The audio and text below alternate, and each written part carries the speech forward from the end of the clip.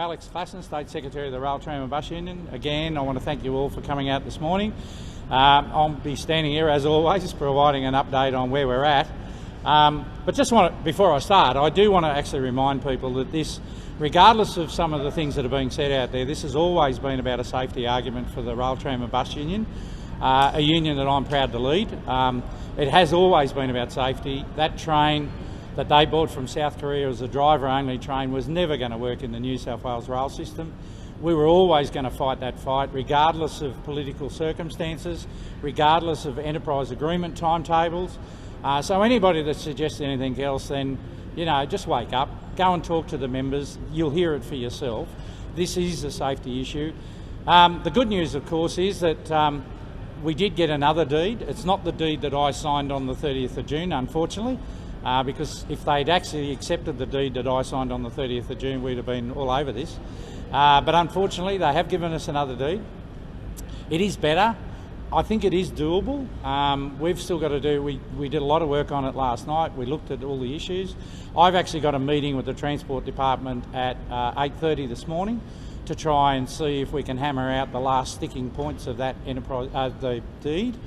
Obviously, once I get the deed to a point where the head office is comfortable with it, it'll go through our democratic processes, which means it goes to our NIF delegates and our enterprise agreement delegates that have been involved in that process. They will then tell me whether I can sign the deed or not. That's the process. Like I've said consistently, we need at least 48 hours to turn around any sort of document that's provided to us. And just for the benefit of those journalists that don't understand it, the railway also takes 48 hours notice to change its timetables and make new arrangements. So now going, of course, to yesterday's little stunt from my favourite person, Damien Tudhope, again, disingenuously, he never fails to disappoint.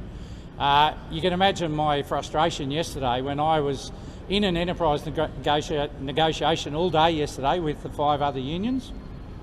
So the 6 unions were sitting there negotiating our enterprise agreement, led by Unions New South Wales. And at 2:30 I come out and I do a press conference to tell everybody that I still haven't seen a deed yet. And of course I wasn't surprised when one of the journalists said to me, "You know Damien Tudhope's doing a press conference at 3:30, and I went, "No, well I don't." He said, "Have you got a deed yet?" And I said, "No, I don't, but I'll bet you I'll get one just before he does the press conference." And sure enough, 10 minutes before he does his press conference, he sends me a deed and then has the hide to stand up there and say we should immediately cancel our industrial action. That was never going to happen. So, you know, again, the game playing continues. I really, really hope that this time they are fair dinkum. They actually allow us to make a few subtle changes that we need to make to ensure that this deed does what it's meant to do, and that is it survives until there's an enterprise agreement vote. That deed has to do that. It has to guarantee they're going to go ahead and fix the train, and the money that's being used to fix the train is not coming out of our wages and conditions. That's the position we've held all along. But so that's where we're at the moment. We will continue to do everything we can to get that deed signed, and we will also continue to do what we've always done and try and provide a good service for the people of New South Wales, particularly while we're taking industrial action. And on that note, I can tell you that today things are running around about 80% normal. There's very few cancellations this morning.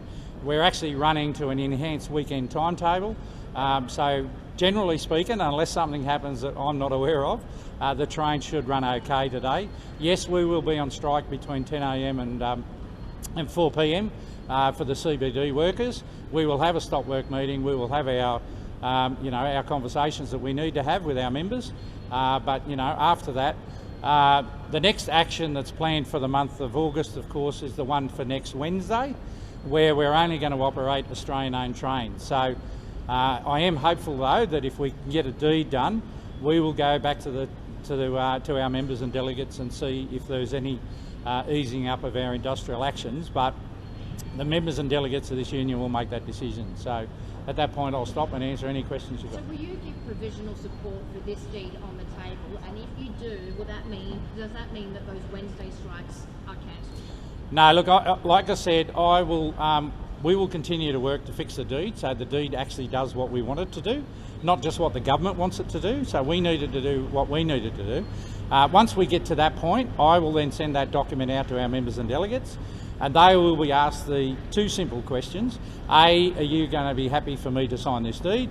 And B, are we happy to temper down some of our industrial action while we then go back to the negotiating table with all the other unions and finish negotiating our wages and conditions, which happens every 3 years as regular as clockwork. I know 80% of the what's left on this deed, because you've got the EVA, which is a separate issue, so that's got nothing to do with the intercity fleet. What is left on this deed that needs to be agreed to or enough? Well, we've got a. Well, the deed is as you would imagine, is a legal document. It's been created by lawyers.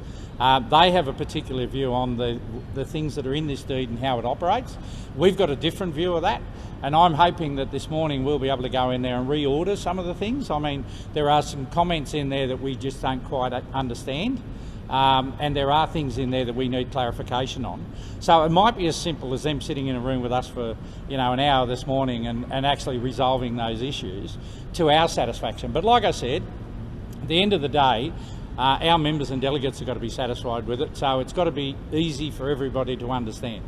So what's the timeline on that? When will we know whether that Wednesday action is going to go ahead? Look, as always, I'm either probably going to come out sometime on Friday and have some good news around the deed, or alternatively, I guess I'll be out there on Monday morning doing a usual press conference and letting people know that Wednesday's happening or not. But, let's cross that bridge when we come to it. But certainly, my understanding, meeting with managers and talking to them about what next Wednesday would look like, those plans would have to be sorted out over the weekend. So. Because like I said, the railway takes 48 hours to change its timetabling, and to have any hope at all of running a reasonable service with only 30% of the fleet available, those decisions have got to be made fairly early. So the quicker the politicians get the message to butt out of this, let us sign the deed, let's sit down and have a proper negotiation around the enterprise agreement, and hopefully we can all get on with life. With respect to the politicians, though, they are the people running the joint, so why should they butt out? They do run the state. And there's the problem, right? We've got a bunch of people sitting in offices that have got no idea about what it's like to run a railway. They're making all these decisions. And, I did have a conversation with a few people this morning, and I reminded people about what politicians are capable of. I joined the railway in 1978, the year after Granville. We all know that government caused that. And to join a railway a year after the worst railway accident in history, where 83 people lost their lives, thousands of people were impacted, and it took 40 years for a government minister to apologise for that. And it might not come as a shock to some people, but that was actually Gladys Berejiklian. She was the first politician that actually listened to what people had to say, and she apologised on behalf of the government.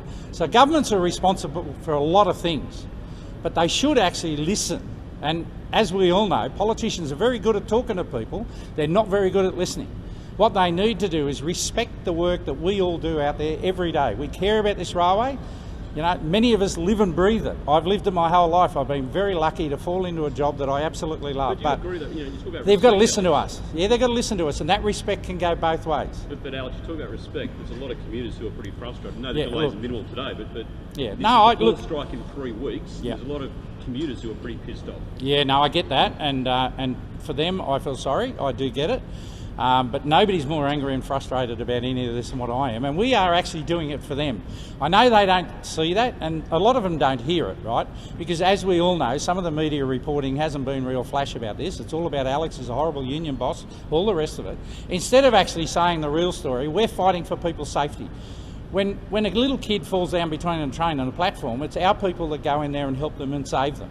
We're the ones that have to face people at their worst when they're hurt in the railway. The politicians aren't. They're nowhere near this system. They can sit there and bleat all they like, but they're out there in their chauffeur-driven limousines. They're not out here travelling on trains. So the good people that we're trying to look after are the people that we're doing all of this for. And I get emotional about it because I am totally frustrated. These politicians need to learn to respect the workers. Listen to the nurses, listen to the railway workers, listen to the people that are doing the work, and they're just not doing that. You mentioned at the start the deed. And while I'm on a roll, that's all politicians, whether they're in government or not. You mentioned the deed at the start of what you had to say, Alex, and the one that you presented, and you've often mentioned that Let's be honest though, was that a bit of a stunt? Because in the No, end, no, definitely not. That was an agreement that we it was always reached. going to be the government's lawyers that creating the deed that they were going to spend the 260 mil. That deed that I signed on the 30th of June was approved at that point by them. It was drafted by them. That was the agreement that we reached with David Elliott. David Elliott said to his Transport Department, you sit there and create a deed with the RTBU that includes an interim model so I can get those trains out on the tracks. They did that, we did that in good faith. We sat there for 2 weeks and drafted a document that we were all comfortable with. I signed it. That was a stunt. Because the Transport Secretary was told by government not to sign the deed, I then arranged for the media to come down, I did a press conference and I signed it. That part of it was a stunt. But the reality was that was an agreed deed. And what did they do? They pulled that away from us at the last minute, and you know, we all know who was responsible for that, and then tried to link it to an enterprise agreement. How do you expect consumers or commuters to have confidence in you when the union doesn't get what they want? They go on strike, don't they? Because there's still going to be an EVA on the table. That's going to be the next challenge for the government to come into a table or come to the table with you. Going on strike, is that the best negotiation tactic? It's the only negotiation tactic we've got. Nobody listens to us. We don't have a voice. The politics in New South Wales... You've got a pretty loud voice, haven't you? Well, I have now, but before we were going on strike, nobody knew who Alex Classens was. I mean, that's the problem with the political system we've got in New South Wales. The politicians don't listen to anybody. And I say that generally, all of them. They talk at us, they do not listen to what we're saying. Nobody ever hears what we're saying. We go out there day in and day out and try to let people know we've got a problem. Our last resort is taking industrial action, and we only do that as an absolute last resort. And how do we take our strike action? Look, people are still travelling on our trains. We're still doing what we need to do to get those people to be able to come to work even though we're on strike. But that might not happen if you've got the next issue, which is going to be the EVA. We will always, I can guarantee you, our union will always do what's necessary, not only to maintain the safety of the travelling public, but to make sure they can get around from point A to point B. That's our role in life. We've spent our whole life doing that. We will continue to do that. And long when Alex Classens is sitting on a veranda somewhere relaxing, somebody else will be doing exactly this job. Sorry. Have you got a figure for the EVA agreement yet, what you would like? No, we haven't even started talking about money. So like I said, that's a negotiation that's been led by Thomas Costa from Unions New South Wales. 6 unions are sitting there, and yes, we are the biggest union, but we're sitting there with all the other unions. There are 14,000 people employed in the railway. They are all looking with interest to see how the RTBU resolves the safety issues on the NIF, and then we will go back to the table and try and get some decent wages and conditions going forward. And yes, that will be hard because the government have locked themselves into a government wages policy that never applied to the railway workers anyway. That government wages policy has never applied to us. Even back when Gladys was in charge and it was 2.5%, we got 3% every year because that was the way it was operated. And what's your, what comment would you make to commuters this morning, or even in the wake of future strikes? What would you say to them who are dealing with all these frustrations? Look, I think the commuters actually get it. We've done a few surveys. I go out there and talk to people all the time. Most commuters actually understand we're doing this for them. The actual people that are using the system. I mean, like you can check it out for yourself. Any of these people walking through here today, you ask them, most of those people would understand why we're doing this. It's about safety. Safety first and foremost. The people that use our system know how important it is to keep people safe. Do you worry they're going to get a bit fatigued and a little less sympathetic, you know, by Yeah, the time the next strike and the next strike? Absolutely, and I would say to all those people that are getting fatigued and angry, like I am at the moment, take it out on the government. They are the ones that are ultimately playing with your lives. It's as simple as that. Good luck. No worries. Thanks.